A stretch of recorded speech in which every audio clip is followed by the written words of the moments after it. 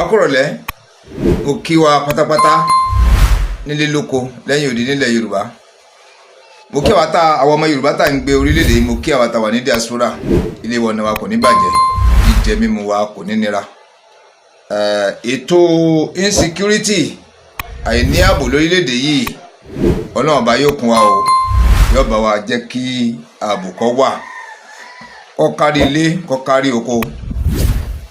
Ogun gbénigbéni, ogun pàyànpàyàn yìí k'Ọlọ́run kó bá wa rẹ̀ ńlẹ̀, kó bá wa káńsù ẹ̀ pátápátá ká má rí mọ́, àmì àṣẹ. Ọ̀rọ̀ tó wà nílẹ̀ lónìí yìí, ká tó máa lọ dákun, ẹ̀yin tẹ́ máa ń pè mí wípé ẹ ò mọ bẹ́ẹ̀ tó subscribe, ẹ jẹ́ ká yanjú yẹn náà ká tó máa lọ. Fídíò tá à ń wò yìí gangan, ẹ jẹ́ ká wo ìsàlẹ̀ rẹ̀ pátápátá lọ́wọ́ ọ̀tún, á rí tí wọ́n kọ subscribe sí SUBSCRIBE. Ẹ jẹ́ ká ra àfikà tẹ̀ lórí, yóò wá paradà, yóò di subscribe, yóò gbé dí sẹ́yìn, yóò gbé aago kékeré kan sẹ́gbẹ̀ẹ́. Ẹ jẹ́ ká fọwọ́ tẹ aago yẹn ó paradà, yóò da aago mẹ́ta, yóò wá tó wá látòkè wá sálẹ̀, ìṣesí kọjọ́ ọ̀tún fóònù yín àbọ̀wá àlàáfíà.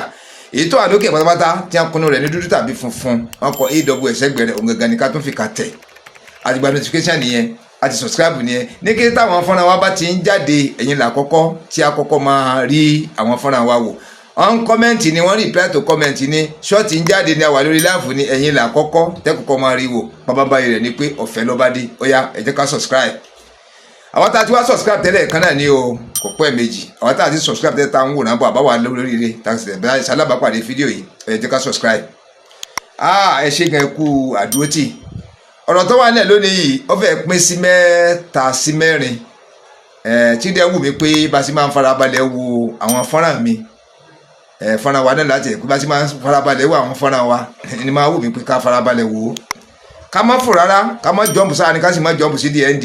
Ìyẹn la fi lè rí ìtumọ̀ fídíò tá a wò. Òun tẹ̀lé mi máa fi ń pariwo fún wa wípé tá a bá wo fọ́nrán tuntun tán, tá a bá wo fọ́nrán tuntun yìí, fídíò tuntun tá a bá wò tán, káwá tuntun wò kó lè yé wa dáadáa, káwá padà sẹ́yìn, subscribe láti subscribe tẹ́lẹ̀ yẹn àti notification button yẹn yóò wá gbé wa padà sẹ́yìn. Gbogbo àwọn fídíò tá a ti wá ṣe ká tó ṣe léyìí, ẹ wá wò wọ́n lọ lẹ́yọ̀kẹ́jẹ wá rí wípé ìtumọ̀ fídíò yìí gangan yóò wá yé yín dáadáa. Ìtumọ̀ fídíò yìí yóò yé yín dáadáa, ẹ wá mọ ibi tí a ti ń bọ̀, ibi tá a dé, ibi tá a dorí kọ, yóò wá yé yín dáadáa. Ní ìrọ̀lẹ́ yìí, ètò tó wà ńlẹ̀ ó ní wípé ètò ààbò orílẹ̀-èdè yìí, ètò ààbò orílẹ̀-èdè yìí, gẹ́gẹ́ bí mo ṣe bá ń sọ fún wa, àkọ́kọ́ ni wípé ètò ààbò lórílẹ̀-èdè tá a wà yìí, àwọn tó jẹ́ olóṣèlú wa tí wọ́n bá gbégbà àpótí pé wọ́n fẹ́ dìbò, wọ́n fẹ́ gbàpótí, gbà wọ́n mọ̀ jánu fún wa pé àwọn sí wa àwọn sẹ́yìn, tàbí tí ẹnìkan bá wà lórí àlééfà ńgbà yẹn táwọn ò tí ì débẹ̀, tí nǹkan wá ń ṣe yánmọ́yánmọ́ tí ọ̀jọ́ra wọn, irú wọn náà kọ́mẹ́ǹtì wípé tó o bá lè ṣèjọba, tó o bá lè mójútó ètò ààbò kó kúrò ńbẹ̀. Ẹ rí wípé nígbà ayé Jonathan, bàbá wa Ààrẹ Bọ́lá Ahmed Tinubu, bóyá wọ́n wà ní bí sínéètì wọ́n wà ń gbà yẹn ni, bí gọ́fìnà wọ́n wà ń gbà yẹn ni, wọ́n ń sọ fún Jonathan wípé tí ó bá lè mójútó insecurity kó kúrò lórí àléfà, bágbára rẹ̀ ó bá ká kó kúrò lórí àléfà. Ṣé pé túláàsì ni? Ṣé bí n téèyàn lọ jẹ ààrẹ lé lórí nìyẹn? Kó ń gbogbo túbà kó tùṣẹ, gbogbo ibi tí bá ń rú wuruwuru ẹ wá gbogbo ọ̀nà tí gbogbo fi lọlẹ̀. Gbogbo ibi tó bá dáa kẹ́sẹ̀ tó tí gbogbo bẹ̀ òfin ní bàjẹ́ tí ààrẹ orílẹ̀-èdè wà fún nìyẹn. Ó wá jẹ́ wípé gbogbo orílẹ̀-èdè pátápátá ìlẹ́nu ààrẹ orílẹ̀-èdè ká. Ẹ wà ní yẹn sìn báyìí. Dẹ́yìn lórí gẹ́gẹ́ bí ìgbà tí Jonathan ń sìn, ó tún wá burú ju ti ìgbà Jonathan gangan lọ. Àwọn kan ń pé bí baba ṣe bá nìyẹn, àwọn kan ní pé gbèsè náà ló tó ń lé lékè ńkà, ṣé bí baba rí kún tó wọbẹ̀. Ṣé bí Ààrẹ Bọ́lá Ahmed Tinubu, ṣé bí wọ́n rí bí condition ṣe rí kó tó di pé wọ́n gbégbá àpótí. Dẹ́n kí ni àdéhùn tí bàbá ń ṣe kó tó di pé wọ́n wọbẹ̀ láti mójútó ààbò, wọn láwọn mójútó. Ìgbà wọ́n sì tún wọbẹ̀ tán, wọ́n tún sọ̀rọ̀ ń parẹ̀ náà pé ààbò orílẹ̀-èdè yìí àwọn máa mójútó débi wípé ohun gbogbo máa ṣe dáadáa. Pé wá wo bí wọ́n ṣe ń pa wá, tí wọ́n ń gbé wá ń gbogbo ìgbà yìí, tí wọ́n ń tú ìlú, toríṣiríṣi information wá ń wáyé wípé àwọn kan ní gold wà níbì kan ní bá ń pè silver wà níbì kan, ohun àlùmọ́ọ́nì wà níbì kan, ni wọ́n fi ń pa àwọn èèyàn káàkiri àdúgbò yẹn so that wọ́n ń lé wọn sákò ńbẹ̀. àwọn kan láwọn pẹ̀lú ìjọba wọn jọ ń wà ìyẹn àwọn tí ń pa wáyé àwọn kan láwọn ìjọba ò mọ̀ sí àwọn kan láwọn China ni àwọn kan láwọn India ni wọ́n rà lọ́wọ́ wọn ń dáko oríṣiríṣi là ń fetí gbọ́ àwọn kan láwọn tíjọba ń lò tẹ́lẹ̀ ni ó dàbí ìgbà tẹ́yìn wọn ń lo tọ́ọ̀gì pé àwọn ìjọba ní ń lò wọ́n gbà wọ́n pa wọ́n tì tí wọ́n fi wọ́n lẹ̀ nínú gbó tí wọ́n yà sí wọn mọ́ ń làwọn náà ń da ìlú láàmú láti fi rí owó sápò ara wọn nẹ́fí ń gbé àwọn èèyàn nẹ́fí ń pa wá ẹ̀wà nìyẹn sì nẹ́fí ń gba dúkìá ní ń jalè màálù jalè mọ́tò jalè gbogbo ẹ̀ tí wọ́n lọ kọ́ àwọn ọmọ skul láti máa gba owó ribiribi tí wọ́n ń gbé àwọn èèyàn tí wọ́n tó àwọn míì gan tó ń sanwó tí wọ́n tó ń pa wọ́n at the end of the day ẹ̀wà nìyẹn sì báyìí ẹ̀wà rí pé gbogbo ṣe rí ń ṣe ǹjẹ́ bí ààrẹ Bọ́lá Ahmed Tinubu bó ṣe sọ fún àwọn ààrẹ Jonathan gbà yẹn sí ọ̀rọ̀ yẹn ló ti máa bóun náà wí báyìí sìn ẹ jẹ́ ká gbọ́n tí wọ́n sọ nípa ààrẹ Bọ́lá Ahmed Tinubu nípa ètò ọ̀rọ̀ ààbò.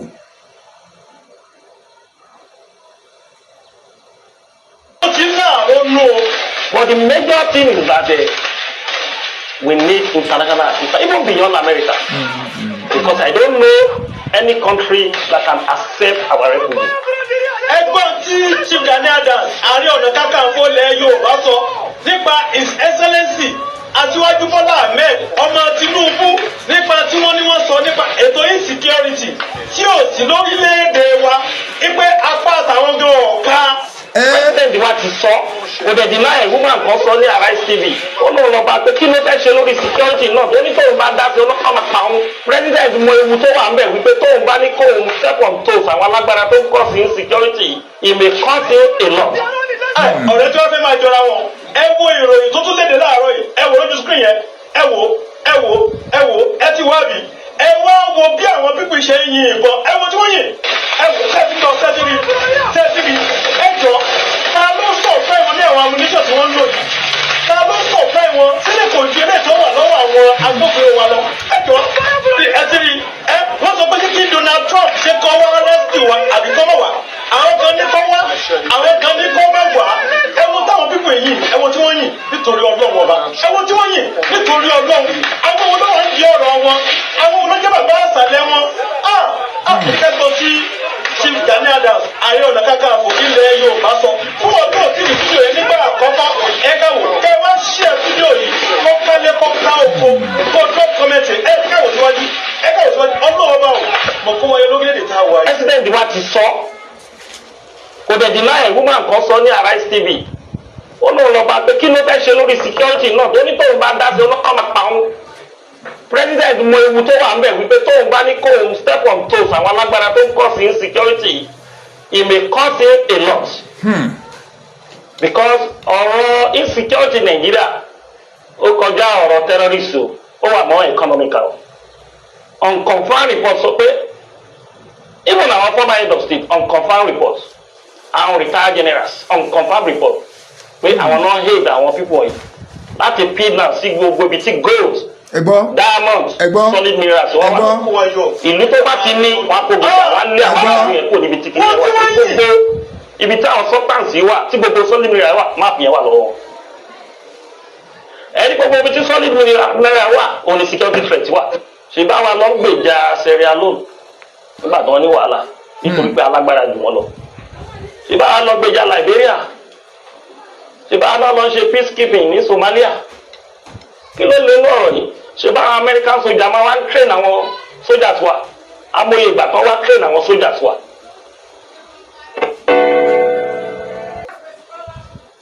ọ̀rọ̀ tó wà lè yìí bẹ́ẹ̀ mi ṣe rí bá Amẹ́ríkà ṣe operate kò lè gbà wọ́n ju 3-4 days lọ wọn ò dẹ̀ ní ṣe on floor attack air strike ni o the base of these criminals wọ́n kọ̀ bá wa ṣẹ́ẹ̀lì bíi 15 ọ̀nà àlà ṣùgbọ́n ká máa yí nǹkan ẹ̀yìn ò sọ pé àwọn ọ̀gá máa yí president wa pé kò wà capable president wa ti sọ kò dẹ̀ deny woman kan sọ ní Arise TV ó lóun lọ bá pé kí ló fẹ́ ṣe lórí security náà tó ní tóun bá dá sí ọlọ́pàá máa pa òun.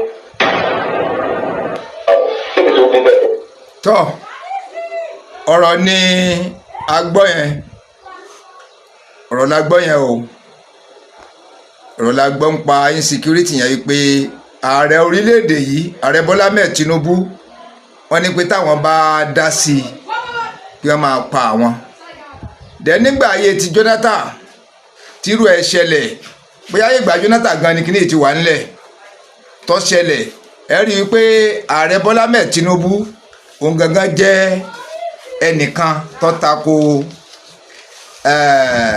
ààrẹ Jonathan nígbà yẹn wípé tí agbára rẹ̀ ọ̀bá ká ìbẹ́tà kó fi ìjọba sílẹ̀ nísìnyí lọ́wọ́ dìgbà tiẹ̀ yìí tó wá ní wípé tóun bá dá sí i wọ́n á pa òun ẹ jẹ́ ká tún tẹ̀síwájú. mo fi sọ pé lónìí yìí àfi kẹ́ ẹ farabalẹ̀ ká wo fídíò láti bẹ̀rẹ̀ dópin ẹni tó bá yẹ lè fò síwájú kò ríran kankan wò kọ̀mọ̀túmọ̀ fídíò yìí ọkàn wòran lásán sá tí ò nítumọ̀ ni nísìnyí ẹ̀ tún rí àwòrán mufti ìlú Ìwó lórí ọ̀rọ̀ insecurity yìí tá a bá wo mufti ìlú Ìwó dáadáa a rí wípé ẹnu ń kùn nílẹ̀ Yorùbá ẹnu ń kùn bàbá yìí nílẹ̀ Yorùbá látọ̀dọ̀ àwa mùsùlùmí ẹnu ń kùn látọ̀dọ̀ àwa kìrìsìtẹ́nì ẹnu ń kùn látọ̀dọ̀ àwa oníṣẹ̀ṣe ẹnu ń kùn látọ̀dọ̀ onílé ẹnu ń kùn látọ̀dọ̀ àwọn àlejò tájọ́ ń gbé ilẹ̀ Yorùbá yìí ẹnu ń kùn mufti ìlú Ìwó látàrí wípé ìrìn bàbá yìí ọ̀fẹ́ mọ́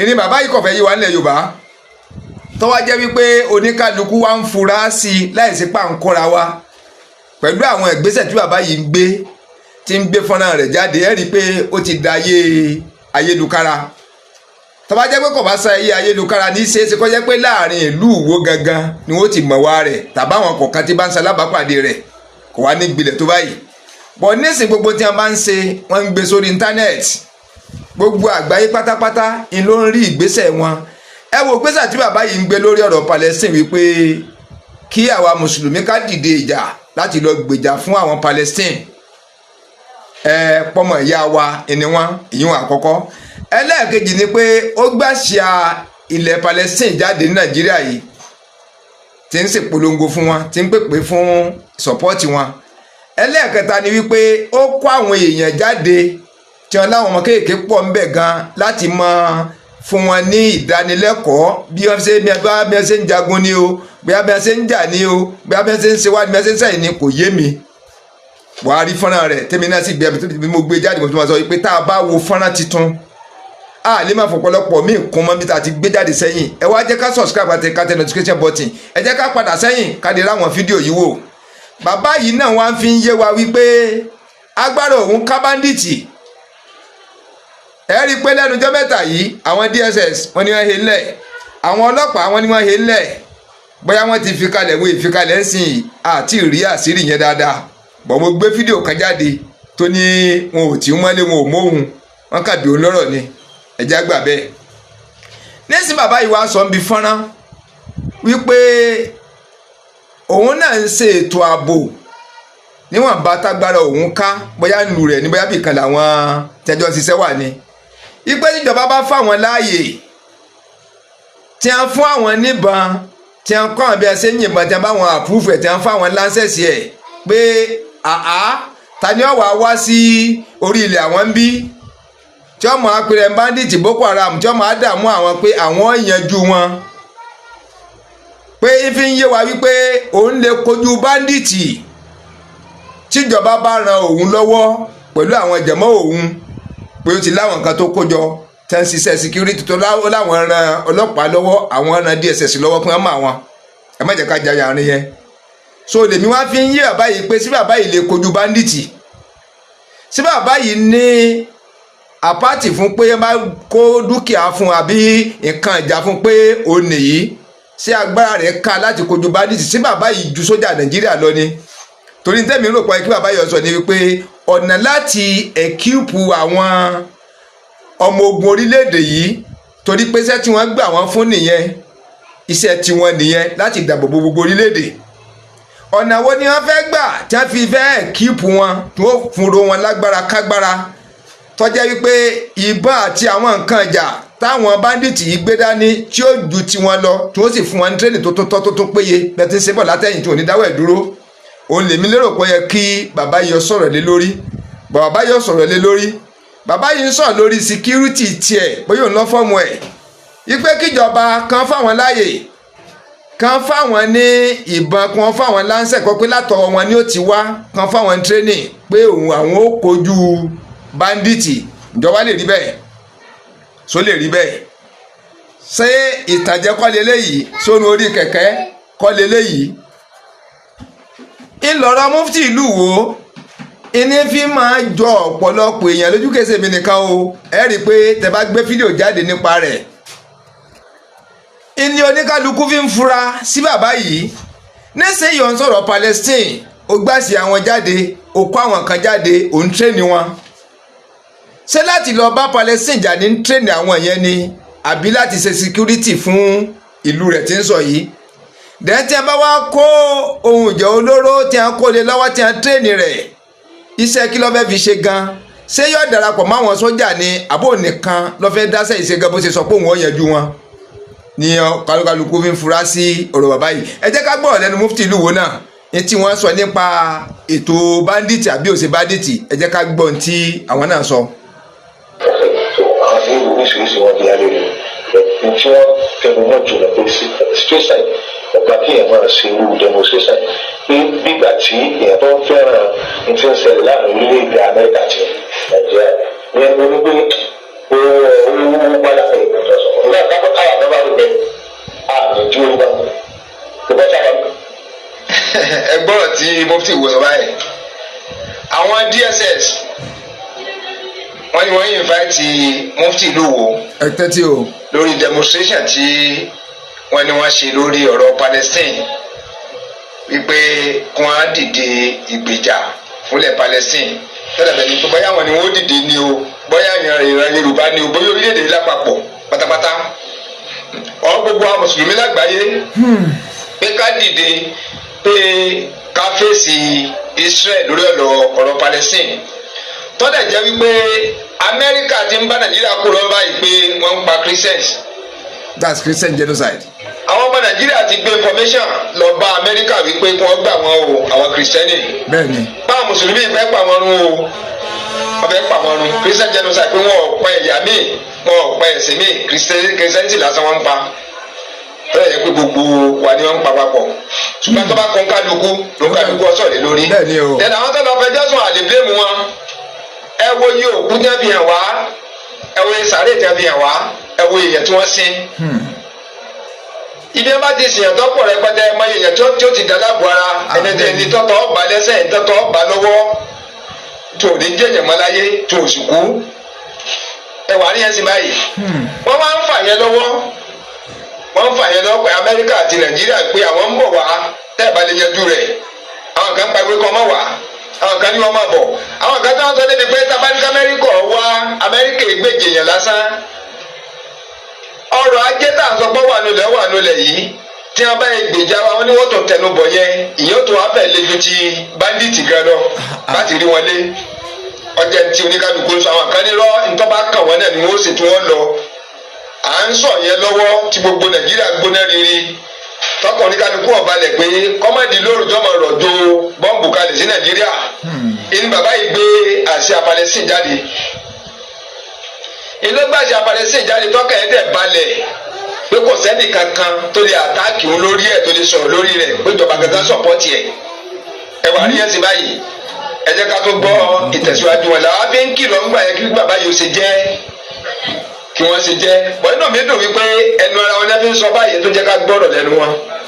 tó pọ̀ ní ẹni pé tó bá ṣe gbogbo àgbáyé ní ọgbọ̀n ọjọ́ ìṣẹ́ so ọjọ́ ìgbà tó ṣẹlẹ̀ bẹ́ẹ̀ kí wọ́n arrest ẹ̀ ọgbà àdọ́dọ̀ àwọn ọlọ́pàá náà the same thing náà ti náà sọ. tó àwọn méjì wọ́n arrest ẹ DSS àtàwọn ọlọ́pàá àwọn police. àti ọlọ́pàá wà DSS kò sẹ́ni tí ọ̀pọ̀ lẹ́jọ́ tí àwọn kan jí ẹni nitel àwọn wáyà tí ń gbẹ lábẹ́ ilẹ̀ ọ̀sẹ̀ pé òfin property government náà káwọn ń jí nù lóru lábàá mú wọn. àwọn òun làwọn kọ̀ sọ̀pọ̀ àwọn DSS làwọn kọ̀ sọ̀pọ̀ wọ́n lè support wa táwọn ọlọ́pàá tó wá ẹtí àti àtọlọ́pàá àti DSS àgbà wọn ṣe tẹ́lẹ̀ tẹ́lẹ̀. lẹ́yìn tẹ́lẹ̀ ẹ̀mí rẹ̀ wọ́n ẹgbẹ́ tó dáa tó máa lù wọ́n ni pé bàbá ti rí agbára ní láìsẹ̀sì ẹgbẹ́ mísìn tíjọba ṣe máa ṣe àálù ìjọba ló fi fún àtàlù nítorí tí wọ́n á jà dáadáa ẹ̀dá abúlé kò tí gọ́ọ̀mẹ̀ntì gbẹ̀gbẹ̀ fúnra rẹ̀ wọ́n ní ká gbà tí wọ́n sì tó wọn bá ti gbé mi bá ti lò àálù ẹ̀dùn bẹ́ẹ̀ bá lù wọ́n lágbára àbọ̀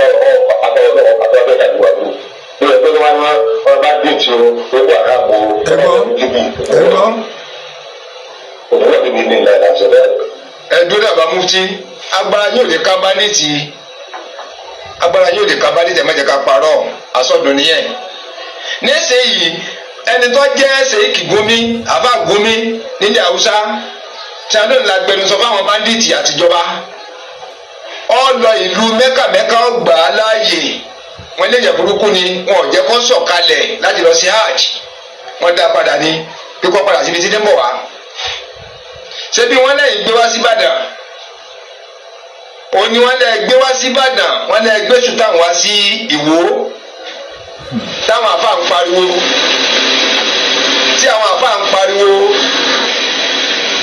àfáà ń pariwo wípé kí ni tí gbogbo àti kìrìsìtẹ́nì àti mùsùlùmí àti oníṣẹ̀ṣẹ̀ tó kálukú ń pariwo nílẹ̀ Yorùbá káàkiri gbogbo ilẹ̀ Yorùbá wà pàpọ̀ pátápátá Yorùbá wa ń ké pé ẹni Mẹ́kà kọ́lẹ̀ yín gbé wá ẹ wá ní tí àwọn báńdíìtì bá yọ sí yín pé ẹ̀yin ò borí wọn náà lè fẹ́ gbà. ẹ ní sùúrù náà bàbá ẹ jẹ́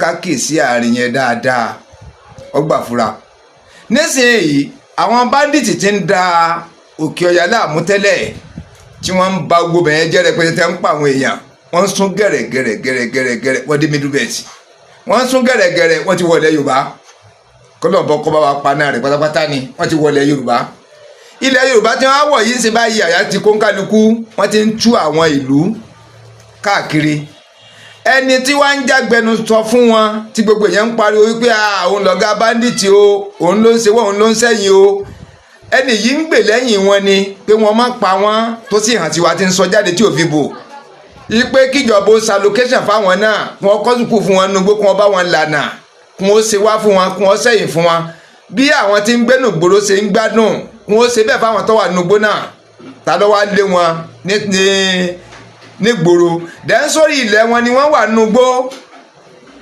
ìlú Ìfẹ́lódùn tí wọ́n wá sí sáwọn wọn nílẹ̀ ń bẹ̀ ìdù tí wọ́n lọ sáwọn ni wọ́n nílẹ̀ ń bẹ̀ àwọn middle belt tí wọ́n lọ bẹ̀ tí wọ́n lọ pa àwọn èèyàn sáwọn ni wọ́n nílẹ̀ ń bẹ̀ gbogbo bí wọ́n ti lọ túlù ó ń lù ú tí wọ́n ń pa àwọn èèyàn sáwọn ni wọ́n nílẹ̀ ń bẹ̀ ṣèjọba wà látìtì fún wọn ń bẹ̀ ní lórí ilẹ̀ onílẹ̀ àti wọ́n kọ́ skul fún wọn lórí ilẹ̀ onílẹ̀ ẹ jẹ́ ká gbà ní ẹyẹ wò tí Gumi yìí ń sọ̀pọ́ọ̀tì wọn tó wà lẹ́yìn wọn digbidigbi tí ò kúrò tí ó dẹ̀ fi bò tí sì ń takò ìjọba gẹ́gẹ́ pé ìjọba ò gbọdọ̀ pa wọ́n ìjọba Amẹ́ríkà sọ̀rọ̀ sí oníjọba Amẹ́ríkà ọmọ tẹ́ ti ń sọ kí Nàìjíríà má bá Amẹ́ríkà dòwò pọ̀ mọ́ ẹ wà níyẹn sì báyìí wípé kàn máa ṣẹ́tù wọn kàn máa fún wọn lówó ni kàn máa rọ̀ wọ́n ni kọ́dà ẹni tí wọ́n tó bá lóhùn ò ṣe mọ́ wọn ni kò tó dáa lókoòwò wọn ni ẹ lè fi síbi iṣẹ́ sọ́jà bá ṣe ń gbọ́ wọn ni ẹ lè fi síbi iṣẹ́ ọlọ́pàá kó lè di ààrẹ lọ́jọ́ iwájú ni à ń gbọ́ dẹni tó wá jọ̀gá wọn yìí gangan ilẹ̀ yìí gbé wá síbàdàn tí ayé ń pariwo pé òun lọ̀gá òun lágbẹnusọ wọn òun lọ́mọwọ́ wọn òun lẹ̀ ń gbé wá síbàdàn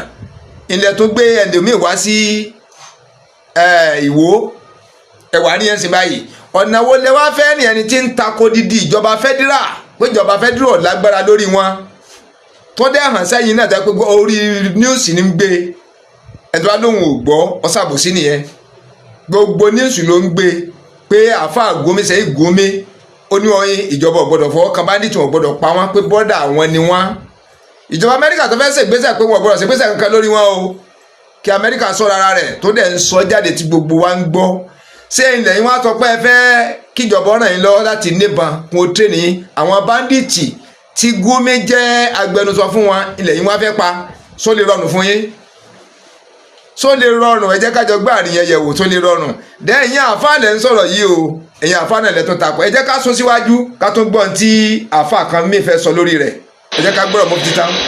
ọ̀nà wo lẹ fẹ́ gbà borí wọn torí wípé àwọn kan ti sọ jáde pé agbára orílẹ̀-èdè yìí ọ̀ka wọn tí mo ti gbé fíìmù ẹ̀ jáde lánàá bí jẹta àfáà náà lọ sọ pé agbára orílẹ̀-èdè yìí ọ̀ka báńdíìtì ṣé lágbára tí ó wà ká báńdíìtì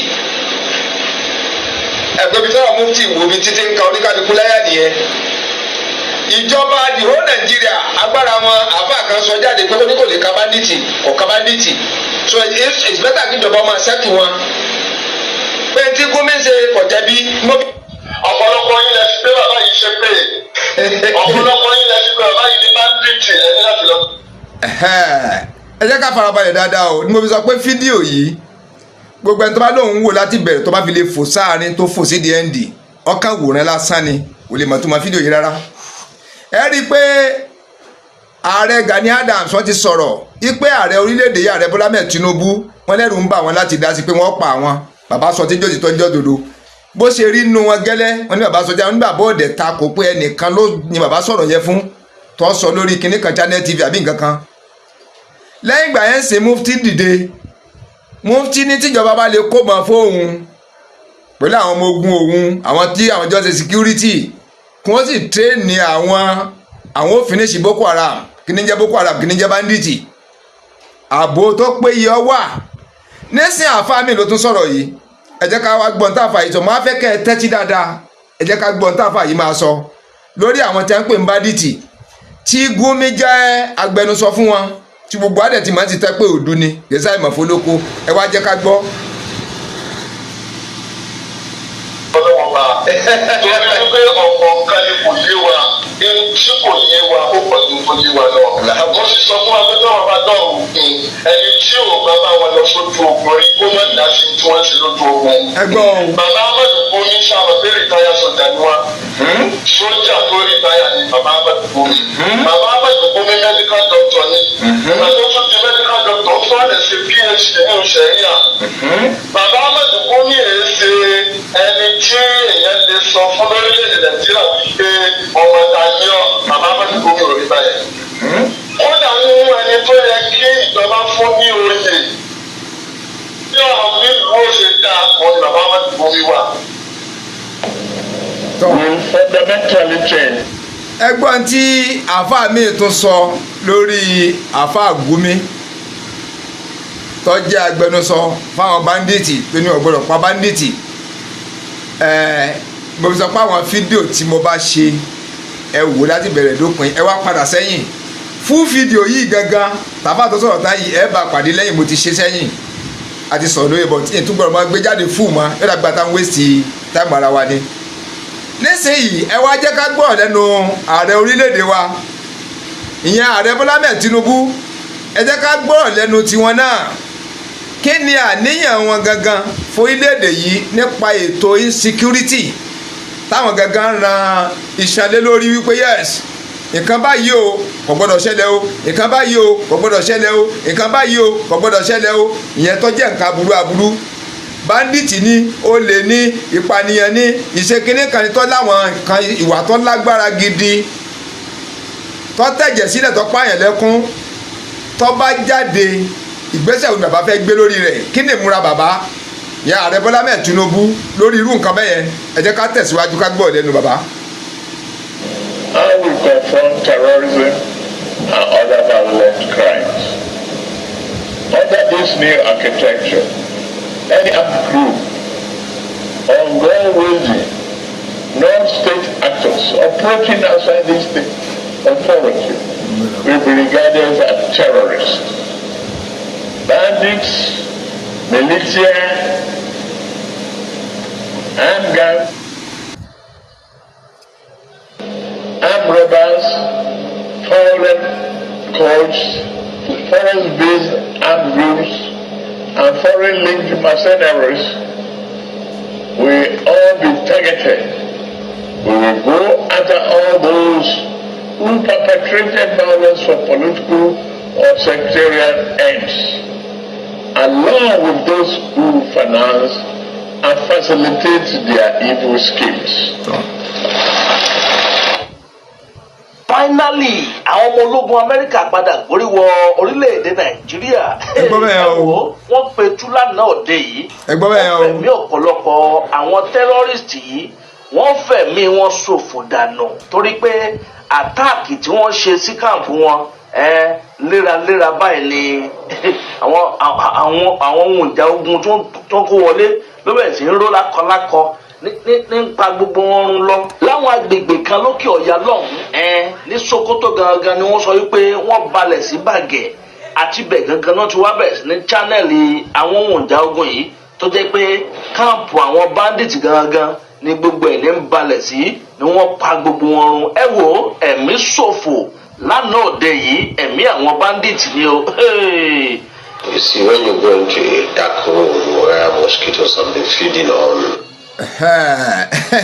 ṣe rí ẹ̀rí kó bó sọ fún wa wípé a ó rà sí rí ọ̀pọ̀lọpọ̀ nǹkan bí orílẹ̀-èdè ṣe ń lọ lórí àwọn fọ́nrán tá à ń wòye, a ó rà sí rí ọ̀pọ̀lọpọ̀.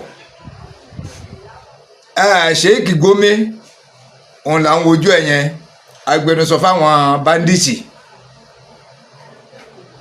Arákùnrin yìí sọ yẹ kó sì máa rìn káàkiri ń ta àbí kíjọba ó ti gbé ẹ̀rí pé orílẹ̀-èdè tá a wà yìí ọlọ́ọ̀ba nìkan ni kó sọ wa kó dáàbò rẹ̀ bò wá. Àwọn tí ọ̀sẹ̀ míì ni wọ́n ń gbé, àwọn tí ọ̀sẹ̀ míì, àwọn alòmíì tí kò ṣẹ̀ ni wọ́n ń lé kúrò láàrin ìlú, ni wọ́n make attempt àti pa wọ́n. ṣérù bàbá yìí tún yẹ kó máa bá wa gbé láàrin ìgboro, kó má ti wà nú ẹ̀wọ̀n, kó má ti wà látìmọ́lé, tó jẹ́ pé ìjọba ń ṣe ìgbésẹ̀ láti jẹ́ pé wọ́n fẹ́ ṣe ìgbésẹ̀ lórí àwọn báńdíìtì. Bàbá yìí ní sọ wípé wọn ò gbọ́dọ̀ ṣe. Amẹ́ríkà ń sọ̀rọ̀, bàbá yìí ní pé kàntàkàntà ni wọ́n ń sọ wọn ò gbọ́dọ̀ yà sí Amẹ́ríkà, wípé kàn máa kó fáwọn báńdíìtì kí wọ́n ya allocation fáwọn náà, kàn máa fún wọn lówó tiwọn, ni bàbá yìí ń jà fún.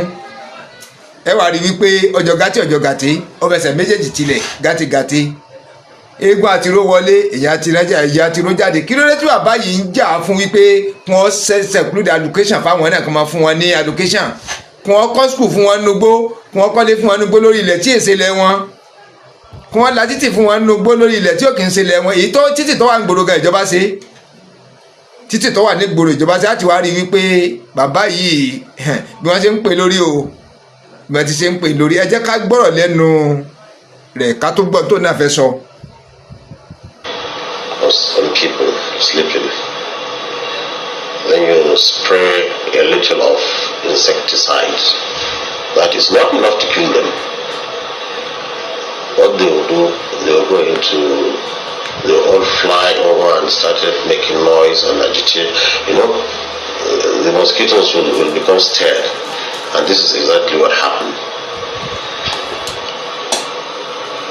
When we gathered the bandits, luckily you're there, getting those people, commanders, to come and to pledge they are going to stop. Even to gather them together is not technique. It's not an easy thing.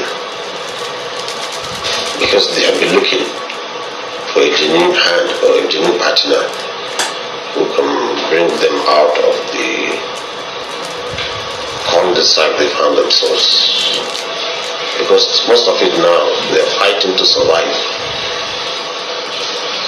They don't, if they leave their weapons, they become prey. If they hold on their weapons, they still become in a terrible situation of insecurity themselves. Because people are talking about victims. I think for every one victim we have here, they may have 10 victims of consequence of what they are doing too. So they want a solution out of this problem without being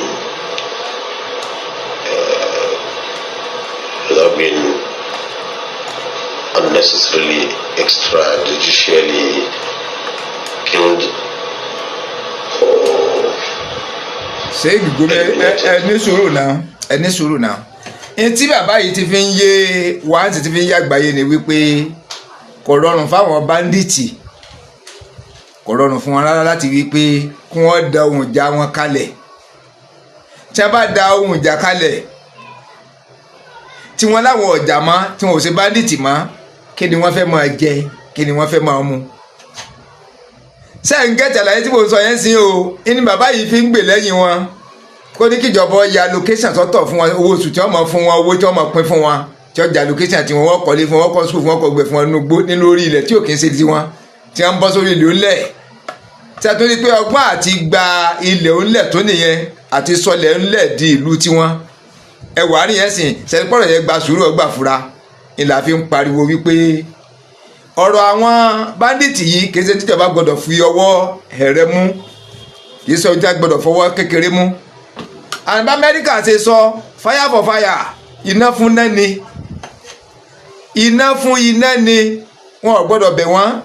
Nípa bíbẹ̀ yìí, ẹ̀mí ìlú wọn fẹ́ bẹ̀ tó bá tún fún wọn lówó, bá tún náwó tán, béèyàn náwó tán gan bó tún fẹ́ ṣe rere ní ayé, sówó máa tó lówó ni.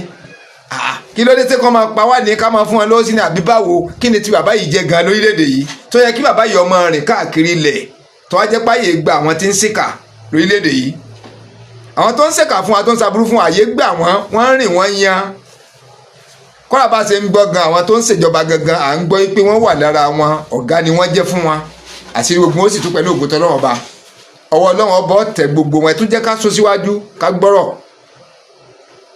When we put down our weapons, we are picked one by one, and they will tell you a list of more than 50, 60 leaders that they have just disappeared. Nobody knows where they are. They don't want that to repeat again. Even in that expedition we went, there's a young boy who said he's from ABU Zaria. He's not a criminal, I'm a student. But I found my parents were killed in the Aruga, and that's why I have to join the struggle. Ẹ gbọ́ ìtànjẹ tí bàbá yìí tó ń fún wa o, ẹ jẹ́ ká jẹ́ ti dáadáa o. Bàbá yìí fi ń yé wa wípé ẹ mọ̀ kó máa lọ ọ̀dọ̀ wọn, ìmọ̀ lọ sọ́dọ̀ òun ni ọlọ́jẹ́ gbẹnusọ fún wa àtijọba. Wípé àwọn bíi 60 láti 60 pé wọ́n ti sákò láàrin àwọn òrí wọn mọ́. Ti fi ń yé wa pé ń dùn wá lónìí ẹ̀ pé wọ́n ti ń dínkù. Dẹ̀ wá lòun á rí bọ̀bọ̀ kan láàrin wọn tó lọ́mọ iléèwé lòun. Wípé wọ́n pa bàbá òun wọ́n pààyè òun.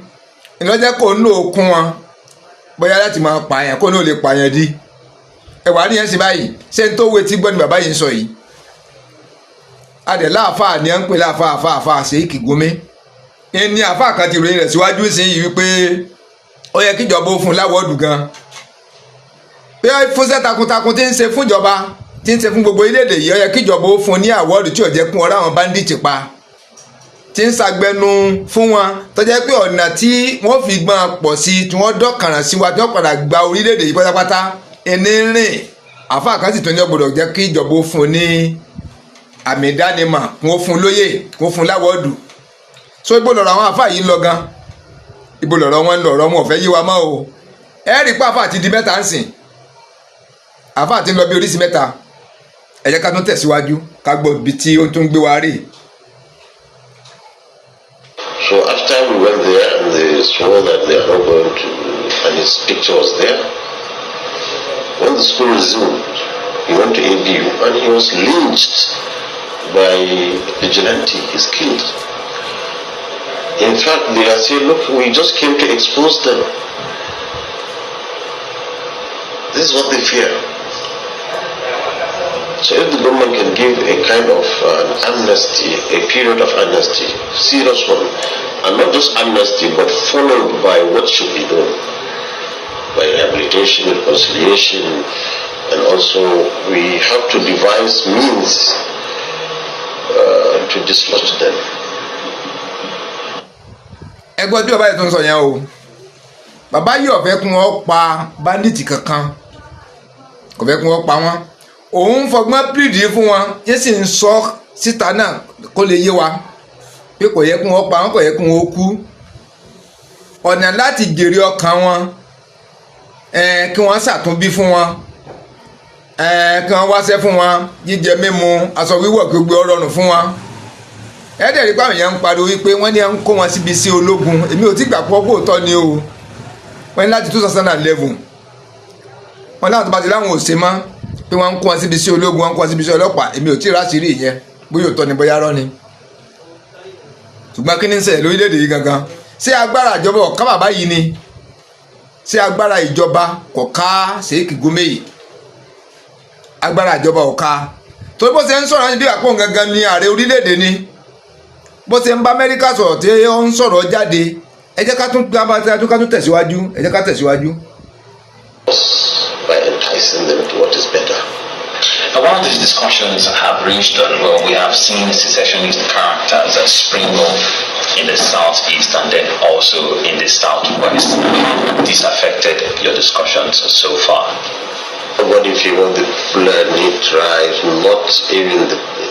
In fact, they have complained to us they have never suffered in their entire history like this time. They are the outcast in Nigeria. go to the arrogancy. What do you see of Nigeria's presence there? All the oil we are talking about, why is it nothing except a hut? So when their cattle were rustled, and the cattle rustling actually is a design. The cattle rustling was a design. In 2009, 2010, that is when it became a booming industry. Suddenly, herdsmen were losing cattle in thousands. Are you saying the President Buhari administration have not favored, the Fulani community in any way? Oh, they have done worse for them because they don't want to listen. Has done nothing for them. What has he done for them? Not even Fulani. Even look at now. I'm just from Kogi State. Look at Kaduna. ẹ̀gbọ́n tí bàbá yìí tó ń sọ o wọ́n ní kí ni ìjọba Buhari ṣe fún àwọn Fúlàní lókè Ọya àmì pé nígbà ìjọba rẹ̀ ó ní kí ló ṣe fún àwọn Fúlàní kò sí nǹkan fún wọn. ẹni tí ń pariwo wípé ó ṣe express láti Niger wá sí Nàìjíríà then àwọn Fúlàní àwọn Niger yẹn ẹ wo iye owó bítíbitì owó tí wọ́n ló gbé fún wọn ẹ wo nǹkan mèremère tí wọ́n ló ṣe sókè Ọya tẹ́pẹ́ gbà tiẹ̀ gangan yẹn tó rìn pé n tó ṣe fókè Ọya ó sì wọ́dà alẹ́ lókè Ọya ó ti ọ̀dọ̀ tí wá ń bí ẹwà ní ẹ̀sìn báyìí ní bàbá yìí ń sọ̀rọ̀ yìí pé kò sí nǹkan kan síbẹ̀ náà lórí ẹ jẹ́ ká tún tẹ̀síwájú ká tún máa gbọ́ ọ̀rọ̀ bàbá yìí lọ. Abuja Express, the busiest road in Nigeria. Look at the road now. We're almost getting to 7 years. It's not flyable. Can you tell me about Lagos Ibadan road? So what has even Buhari done for the North? In fact, the Maitama Sule, the late Maitama Sule, and the delegation of northern leaders went to him to complain. What are you doing for the northern states? What have the budget for northern states is comparably to their population and their votes they even voted for you. They've done nothing. Talk less of the Fulani who's in the bush. Save time creating. So the irony is he's doing nothing for the North, and the Southerners are saying he's doing everything for the North. I think what they are confusing is when you give political position to Northerners, maybe Northerners this, Northerners that, Northerners that, but they are Northerners that Buhari believe and trust and likes to work with them. Buhari doesn't want to work with you if you are not on the same page with him. So they are all the Northerners that are a reflection of his own psyche. Just because you have a Northerner in NNPC, it doesn't mean he's going to favor Northerners. No, the same psyche with Buhari. Yes, we have them in position, but what are they doing? The poverty in the North now has tripled or quadrupled. Poverty. Every time we have a text, people are really terribly poor. What are the presidents? That's why I'm telling people, stop agitating for my man to be there. No. Let's have qualified Nigerians that can, one, unite the people irrespective of their differences, whether it is religious, whether it is regional, whether it is tribal.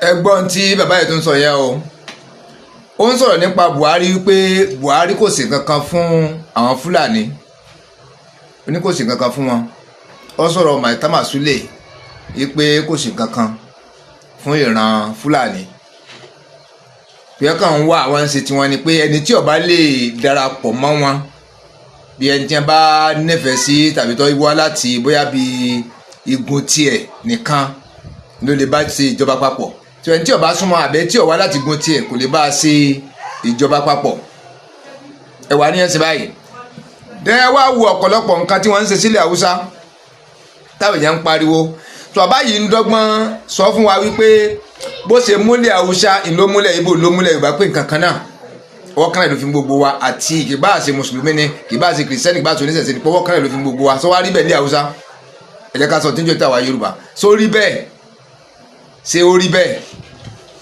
Kò rí bẹ́ẹ̀ náà. Tó bá rí bẹ́ẹ̀ ni àwọn ṣe lè máa pa wá tí bàbá yìí ọ̀dẹ̀ máa sọ̀pọ́ọ̀tì wọn. Wọ́n ń pa wá, wọ́n ń tú ìlú mọ́ wa lórí, wọ́n ń lé wa kúrò lórí ilẹ̀ wa, wọ́n ò jẹ́ ká róko dámọ́, wọ́n ń boko wa jẹ́. Ọwá ní pé ọwọ́ kan náà ni ààrẹ Buhari tàbáwọn tó ń ṣèjọba tó jẹ́ràn tí wọ́n pọ́ kàn náà fi gbogbo wa. Wọ́n fi màálù jẹ oko, wọ́n sì tún ta ẹni yẹn bọ̀ àbí kí wọ́n pàdánù àbí kí wọ́n sáládà. Ẹ̀wà ni yẹn ń ṣe báyìí. Sọwọ́ kan náà làá fi múra wa yẹn. Kí sọwọ́ kan náà ìtàjẹ ló wà ń bẹ. Èdè kan dúró yẹn gbogbo èdè yòókù jẹ.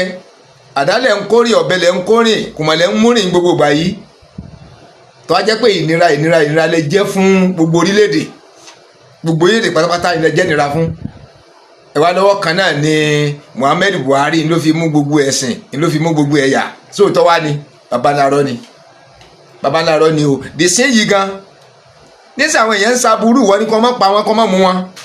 Kán fi wọn kalẹ̀, kán máa sẹ́tù wọn ni kán máa pọ̀ sí. Kí ìjọba ya location fún wọn lọ́tọ̀. Sọwọ́ kan náà la fi múra wa yẹn. Wọ́n ń gba ẹ̀jẹ̀ lára àwọn kan, wọ́n ń dá àwọn kan dùbúlẹ̀, wọ́n ń dún wọn ń gbó lọ́wọ́ wọn. Àwọn tí wọ́n ń ṣe kíni yẹn ni kó fi wọn kalẹ̀ kán máa wò wọ́n ran. Kí ìjọba tún wá dìídì máa kówó fún wọn. Kó ìjọba gbọ́dọ̀ rún wọn o, ìjọba gbọ́dọ̀ máa ṣètọ́jú wọn, kí wọ́n kọ́ skul fún wọn, kí wọ́n lójú ọ̀nà fún wọn, kí wọ́n kọ́lé fún wọn. Kán máa fún wọn ní jíjẹ, kán máa fún wọn ní mímu, kán máa fún wọn láṣọ. Àwa mélòó ni ìjọba wa ń fún láṣọ ní ti gbò yẹn fún? Kó á jẹ́ pé àwọn tí ń pa wá iná níjọba tó máa tọ́jú bẹ́ẹ̀. Tí a bá tún wá mú wọn kàkà tó fi pa wọn, wọ́n tún wá ń tọ́jú wọn fún wọn lówó ní fún wọn láṣọ, wọn fún wọn lóúnjẹ, wọn ní tó ń fún wọn níṣẹ́. N tí mú wọn darapọ̀ nìyẹn. Ẹni tí ò sí mbẹ̀ tẹ́lẹ̀ náà darapọ̀ pé tọ̀ tó ń bá ti sọ nígbà pé wọn ò sí mọ́, wọn ó yà àwọn olókoòwò, wọn ó fòun ṣiṣẹ́. Ṣé àwa lè bọ́ lọ́wọ́ wàhálà yìí báyìí? Ẹ dẹ̀ rí i pé adúpẹ́ lọ́wọ́ àwọn láwọn Amẹ́ríkà ti bẹ̀rẹ̀ ṣẹ́ láti àná. Ìlà ń gbọ́ láti ọjọ́ ọdún àwọn Kìrìsìtẹ́nì pé aeroplane wọn ti bẹ̀rẹ̀ ṣẹ́ o. Pé kékeré kọ́ wọ́n ní abalẹ̀ jẹ́ yákàyàká ní àwòrán rẹ̀, fídíò rẹ̀ làwọn wá káàkiri láti rí. Fídíò rẹ̀ lèmi ń wá káàkiri tí má ti rí mú wá fún wa. Mo sì ń wá o, mo sì ń wá. People who have had to embarrass everybody, one. Secondly, leaders that listen, they complain. Because some leaders, once they form an idea, they want to push it and execute it, regardless of its negative consequences on the population. Ruling is about how you make your own people, how the nation comfortable. You can't put political expediencies over what is right and what should be done. So some leaders are like that. No, we need leaders that listen to the grassroots. Now, when Kano was arrested, it's not the leaders came that saying they want to intercede for him. They went to the president. You see, they should have done that before he was caught. Call him, show him the way to apologize to the nation how he caused the killing of innocent people. They have that power. So if before he's caught, then peace is possible. Just like me. Are you saying the government should consider right now some of the appeal? No, you see, the Eastern elders calling for. No, you see, they did it so late that Nigerians now feel disgusted about it. It is when he was caught now we are talking about, but who went to prevent him from doing the damage? Like myself, I went to the bush with people to prevent them from damaging the school. So that if I ask for amnesty for them, if I try to convince them before they are caught. But if any herdsman is caught red-handed and goes in criminality, I will ask for his, let him face the law. So you say for some of these people whom you have interacted with and whom you speak for, are you saying that ahead of the 2023 elections they will be ready to support somebody from even outside the north? In fact, I think one, there's going to be voter apathy. If you realize even the registration of voter registration in the north is very low. One of the reasons is not just because of illiteracy. It's because people have their faith to God. They have so much trust and confidence that this time somebody will look at them. That Buhari mania that is because they feel, yes, this is the man that truly, because we saw him the first time, he was able to emasculate the rich, trample on the thieves, so we want him to come and give us. So, but it turned out it's not easy. So, voter apathy, this is what we fear. Rather than, now Nigerians, they don't care. Whoever will have the right language, have the right contact, have the right temperament, and Nigerians are ready to accept him. And one of the most recent projects that you have embarked upon is that of building schools in the Fulani and other rural communities. But talk to us about the schools. Now, Nigerians are indeed very concerned about its operations. The funding, how will they run? Will they just be another avenue to bring people together? What ideologies will be propagated in the schools? When you don't program the computer on the good programs, hackers will put on viruses and different programs that are evil. You can't leave a human being like that. Somebody must program him. Somebody must do it. If you don't do it, if the good don't do it, the devil will do it.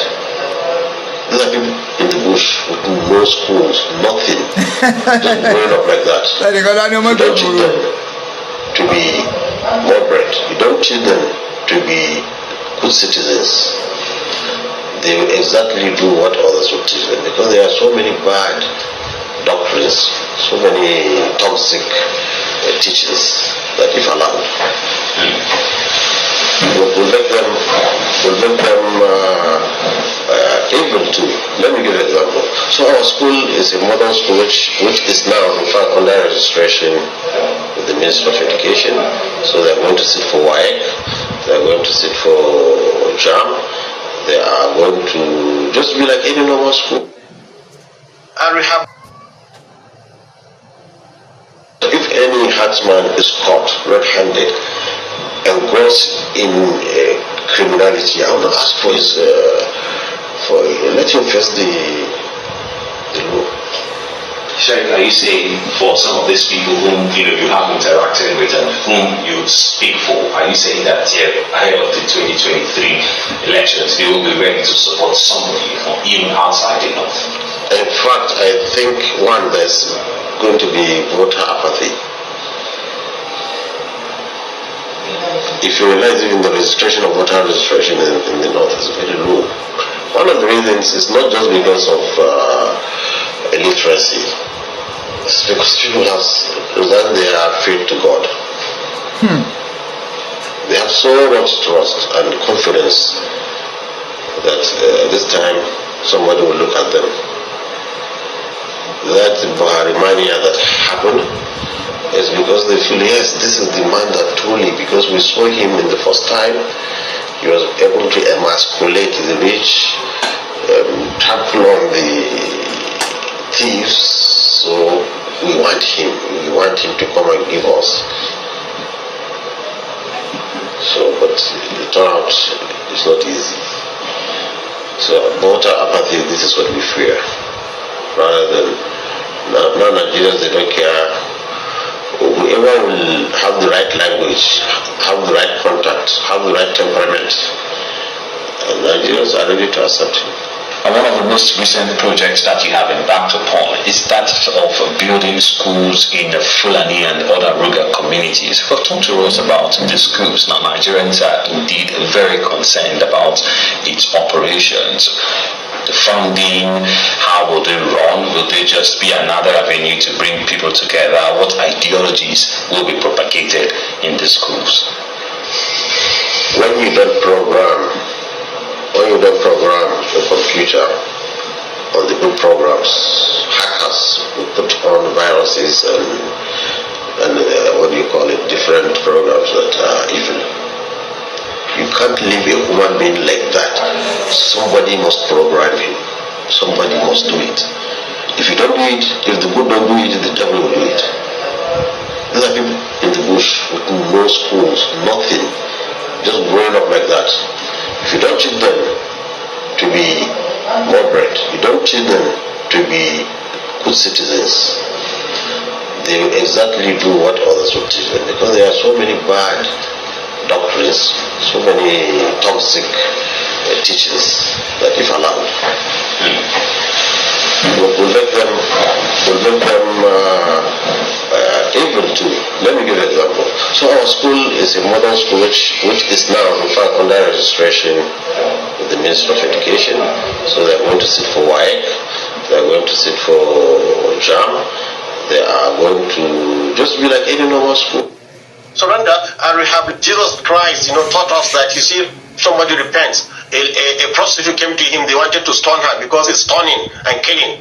And he said, go and sin no more. This is the thing in Christianity. So what do you want us to do? Put them and that is what is called genocide. If they surrender, then we accept their surrender and rehabilitate them and make them useful Nigerians. So if they want to fight in the army, it's even better.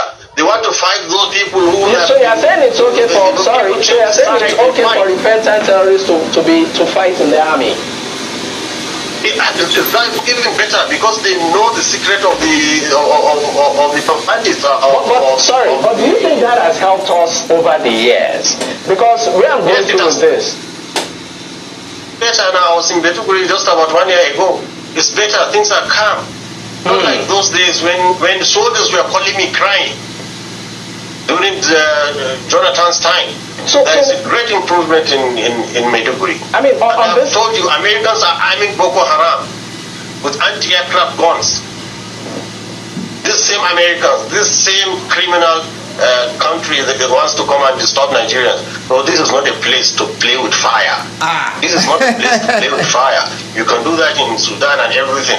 It's all the same religion, the same tribe. But in Nigeria, it's different.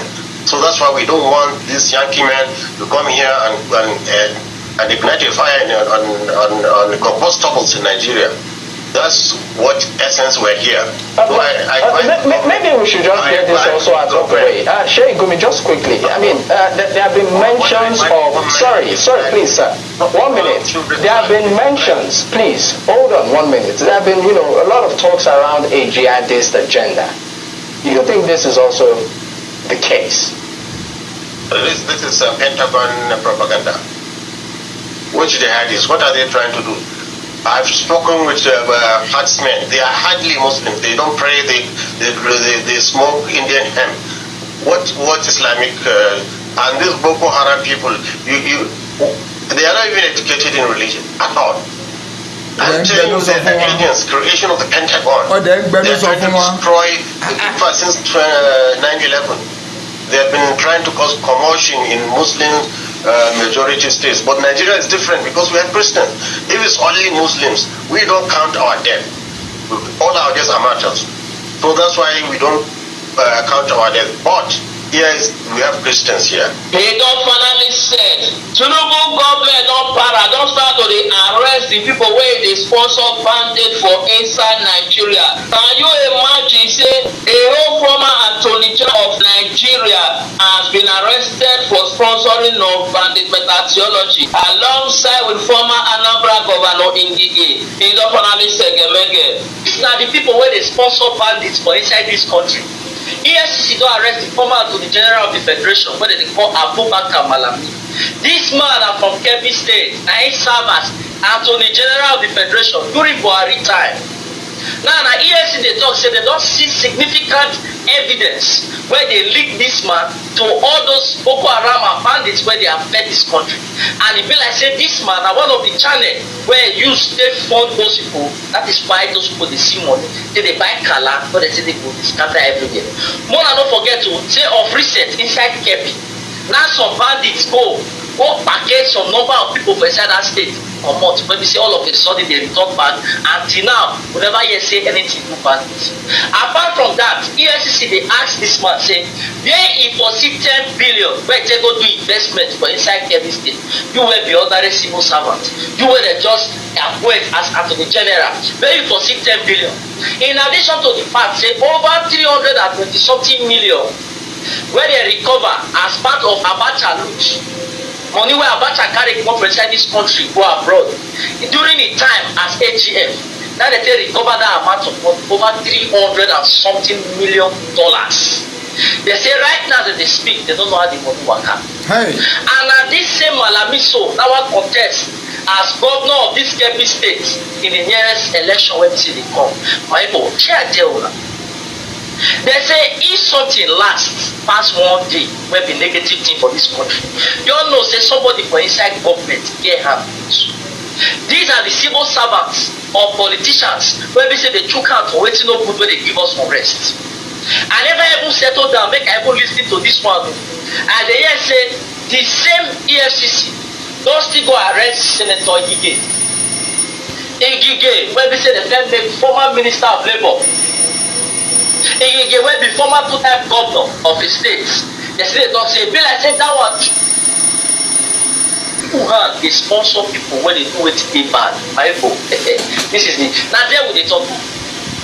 This is how all these politicians they go use Nigerians' head, they go use their finish, they do something, they go come out money, they also have to sponsor what go still come finish the Nigerians. They don't come outside, say vote for me, I will be the savior to rescue you. This is how these politicians are using our head. Now some people don't come outside to defend these people now. They say it's because they are not in APC, or it's because they want to leave APC, it's because they did not allow them to come to APC. Una go they give politicians unnecessary excuse. Where this Attorney General of the Federation, former, foresee 10 billion. You know, like 10 billion. What happened to the Abacha loot? How na they spend the money? See, I see they talk say in a working country, President Buhari, that guy is supposed to arrest and make a teacher. Because it looks like every single person that was on his cabinet, all of them deep hand for waiting no good. Because see them now, see CBN governor, see the former EFCC chairman as at his time. Una know the way they want to take more for office. These are the politicians giving us headache. I don't say the thing go look one side, they say maybe this one they know they in favor of the current government, that's why they go. Whether the current politicians or the former politicians, what I know that say politicians are one of the biggest problems we have in this country. Yeah. And they are the ones sponsoring these terrors when they fight people. And instead of we as common Nigerians to stand together and make a decision, una go still allow their 1,000 and 500 they influence una decision for the next election. Most of una wey be youth, una go still go dey help them dey take ballot box. Most of una wey be say be able-bodied men, you go will stand and be defending these people because of 5,000, 10,000 wey they give una. They will collect una billions. They also have to go pay bandits. Bandits go enter una community, buy una, carry una, kidnap una still comot, go dey beg una family members money wey dem go donate to una, make una take go pay ransom. The politicians will not even give the people money for ransom. Because why? Na that one be their profit. Anybody supporting Nigerian politicians for this evil that they are doing, even the EFCC hand sef, all of them don clean. Hey God, wahala be like Portugal. Right now, can you imagine saying former Attorney General of Federation, wey dem dey call Abubakar Malami, was among the people who mastermind the arrest and the deportation and the repatriation of Mazi Nnamdi Kanu alongside all the way from Kenya to Nigeria. But today now, bushmeat has been hunted by the hunter. Abi hunter has been hunted by the bushmeat. Anyhow wey be say dem dey talk and you understand wetin I will try talk. Now, can you imagine? So this kind of country where we dey, say politicians na dem be the bone wey hang for our throat. Now wey be say Tinubu government now don make move to dey arrest some of these people. Yeah. You say Nigerians are not coming out now to defend these people. You see the reason why I talk say Nigeria no go lie better. You see the reason why I talk say Nigerians deserve wetin dey happen to them, because why? At the end of the day, na we be the whole cause of our own problematic wey be say e no dey let us preach again. There is never a time wey be say you go say make dey fight crime for Nigeria when sentiment no dey always enter. If you arrest Igbo man for thief, Igbo people go talk say you see am na because say na Igbo man na you catch am, Yoruba go dey happy. If you catch Yoruba man for thief, don't say that because na Yoruba man na make you catch am, Igbo people go dey happy.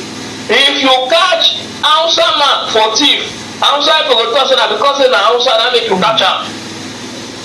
Yoruba and Hausa go dey happy. So this sentiment have always been there.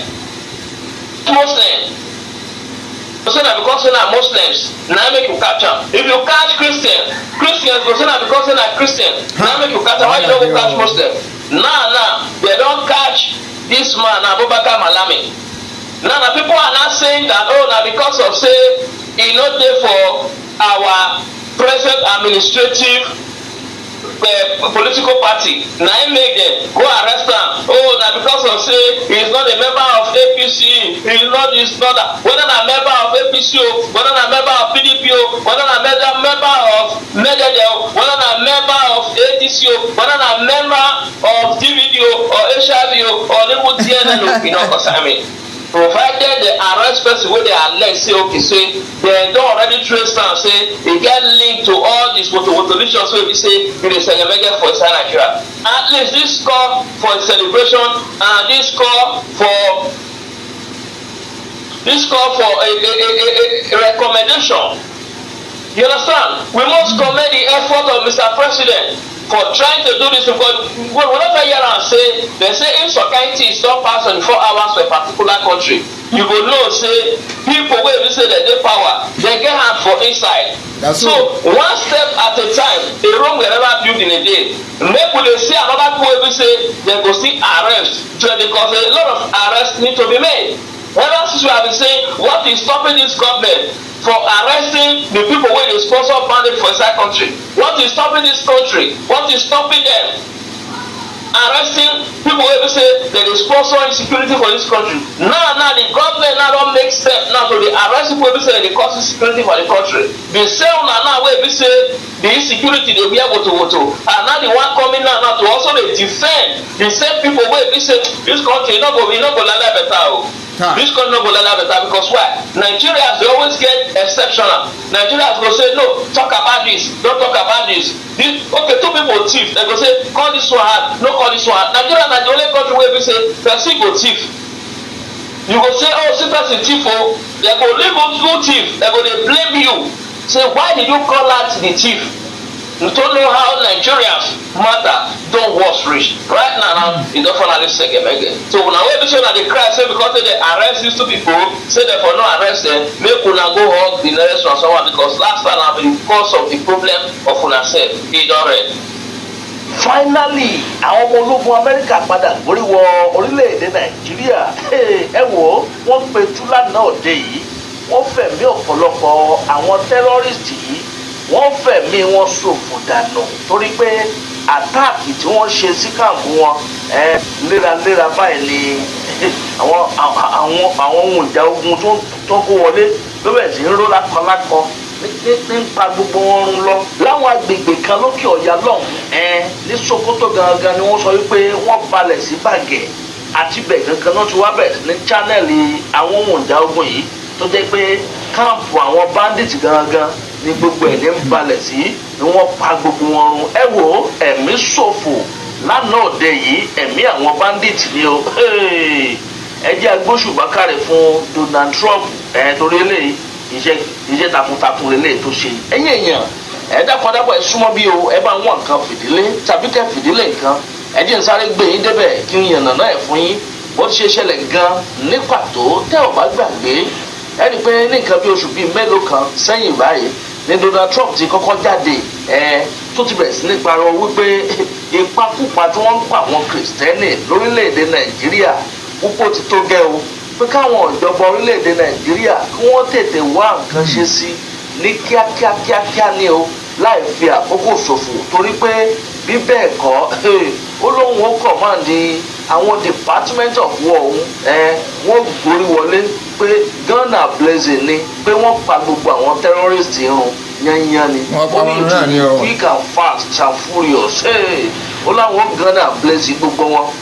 Àtìgbà náà ni jẹ̀nàjẹ̀nà ti dé bá àwọn ìjọba orílẹ̀-èdè Nàìjíríà tí wọ́n bẹ̀rẹ̀ sí ń sá kólóbá káàkiri láti rí i dájú pé gbogbo àwọn rògbòdìyàn tó jọ mọ́rọ̀ tẹ́rọ́rìstì lórílẹ̀‐èdè nàìjíríà pé kí gbogbo ẹ̀ kó lọ pàrọ́rọ́ ẹ rí i pé látìgbà náà ní egungun àwọn báńdíìtì yìí ní gbogbo ẹ̀ náà bẹ̀rẹ̀ sí ní le sí kókókókókó táwọn báńdíìtì náà ń ṣe fídíò pé kó máa bọ̀ àwọn ti ṣe tán àwọn ti ṣe gbá àwọn ti ṣàwo báwọn náà kojú ẹ̀ ní ẹ̀yìn èèyàn ọ̀rọ̀ gbẹnu tán lánàá òde yìí nígbà táwọn ọmọ ológun amẹ́ríkà tí wọ́n gbórí wọlé tó jẹ́ pé kọ̀ọ̀kan tí ẹ̀sẹ̀ nìkankan tí wọ́n fún lára wọ́n ra gbórí wọlé ni wọ́n bẹ̀rẹ̀ sí ní àtáàkì lánàá òde yìí náà ni o alẹ́ àná níṣẹ̀lẹ̀ yìí ló ṣẹlẹ̀ tó jẹ́ pé gbogbo àwọn káàmpù yẹn gbogbo wọn ti sùn dáadáa làwọn báńdíìtì yìí làwọn ọmọ ológun amẹ́ríkà ni wọ́n gbére iṣẹ́ wọn jáde o tí wọ́n bẹ̀rẹ̀ sí ní gánà blazing gbogbo wọn